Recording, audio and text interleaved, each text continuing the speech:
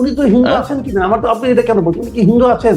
উনি তো অলরেডি একজন মুসলমান মেয়েকে বিয়ে করেছেন, তো ওনারা তখন মুসলমান হয়ে যাওয়ার কথা। মুসলমান মেয়েকে উনি কি করে বিয়ে করেন হিন্দু হয়ে?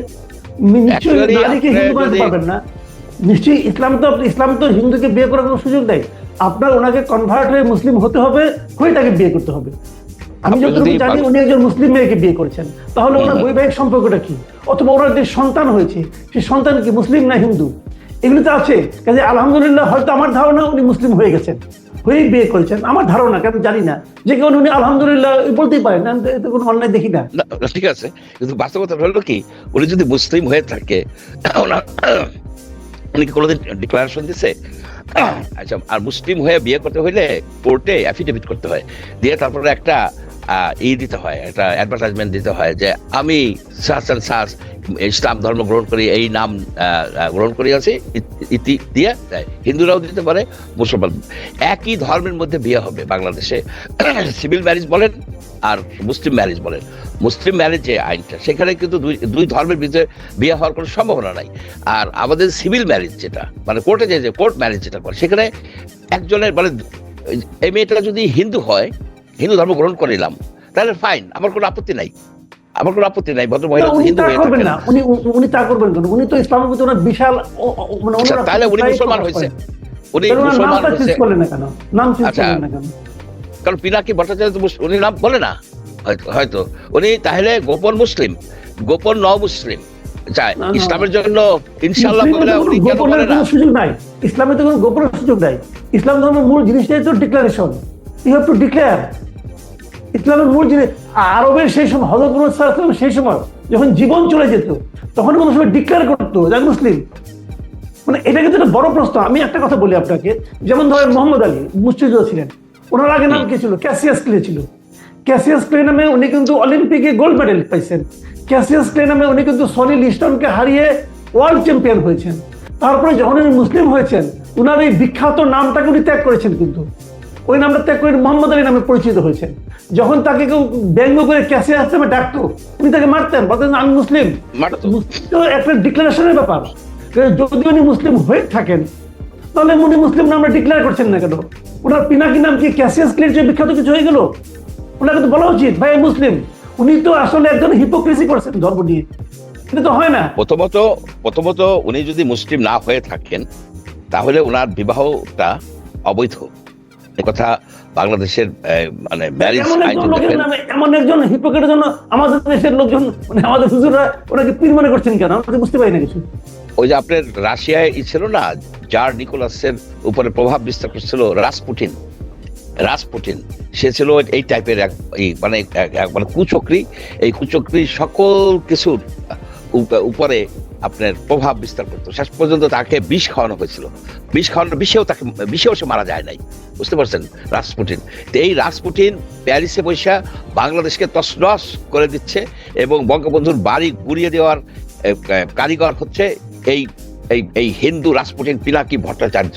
একে চিনে রাখা উচিত, একে আমি মনে করি কি চিনে রাখা উচিত।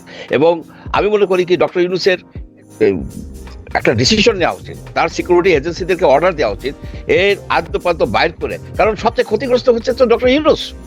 তাকে জাতি পৃথিবীর সামনে প্রমাণ করে দিল যে উনি কোন রকমের এই রাষ্ট্রের উপরে, সিকিউরিটি এজেন্সির উপরে কোন রকমের কন্ট্রোল নাই। এবং কখন দিল? যখন মোদি সাহেব তার ওয়াশিংটন যাওয়ার প্রিপারেশন নিতেছে। এইটা যায় ট্রাম্পকে বলবে যে দেখো এই বাংলাদেশের বিরুদ্ধে যে গভীর ষড়যন্ত্র, এই গভীর ষড়যন্ত্রের একটা বড় ক্রীড়ক হচ্ছে এই পিনাকি ভট্টাচার্য। এইখানে ক্ষতিগ্রস্ত তো শেখ হাসিনা হয় নাই, শেখ হাসিনার তো ক্ষতিগ্রস্ত হয় নাই, আওয়ামী লীগের ক্ষতিগ্রস্ত হয় নাই, ক্ষতিগ্রস্ত হয়েছে ডক্টর মোহাম্মদ ইউনূস এবং তার গভর্নমেন্ট এবং বাংলাদেশ। এই জিনিসটা আমরা কেন বুঝতে পারি না? যে বোঝা উচিত যে এই যে টোটাল যে এই যে কন্ট্রোলড ডেমোলিশন টাইপের করে বললো যে এখন করছো, এই পর্যন্ত করা দরকার, আর করার দরকার নাই। অর্থাৎ আর করা দরকার না মানে কি, আমি যদি না বলি তাহলে তোমরা চালাই যাবা, রাইট?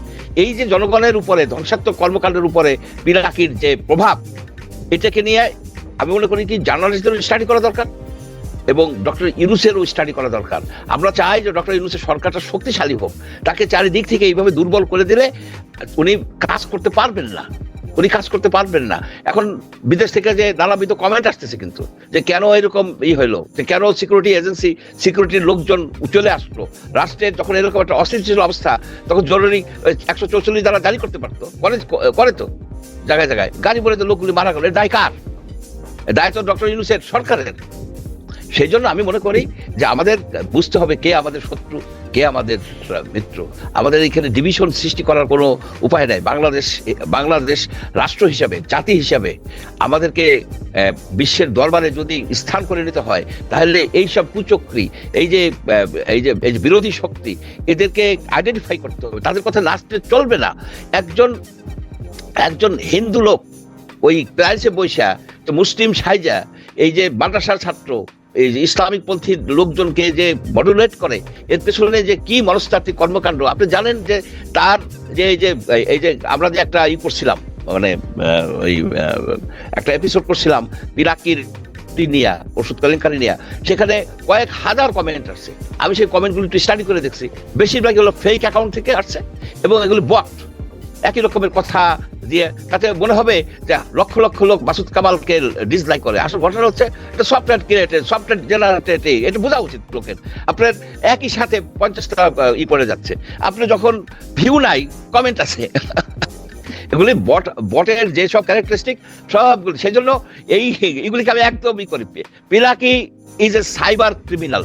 এর হাত থেকে বাংলাদেশকে রক্ষা করতে হলে অনেক চিন্তা ভাবনা করতে হবে ভাই। জি ঠিক আছে, আমি আর এগুলো নিয়ে আলোচনা কি করবো, আর ভালো লাগে না এগুলো। সবচেয়ে বড় কথা হলো কি, আমি হতাশা বোধ করি। প্রিয় দর্শক, আমরা অনুষ্ঠান এখানে শেষ করছি। আমি কেবল এটুকুই বলবো, আমি আসলে খুবই হতাশা বোধ করি এই কারণে, আমরা তো এই দেশটাতে আছি। এই দেশে যদি আগুন লাগে, তার উত্তাপ কিন্তু আপনার আমার গায়ে লাগে। যিনি দূর দেশে বসে থাকেন, হাতে শ্যাম্পেনের বোতল নিয়ে দেখেন যে আগুন ধরছে, উনি আগুনের রূপটা দেখেন, তাপটা দেখেন না। তাপটা আমরা অনুভব করি। এই যে আপনারা একটু কেয়ারফুল হন যে আমরা কি করছি, কেন করছি, কার জন্য করছি, কি লাভ হচ্ছে এই কাজগুলো করে। ইউনূস সরকার দুর্বল হলে আমাদের দেশ দুর্বল হবে।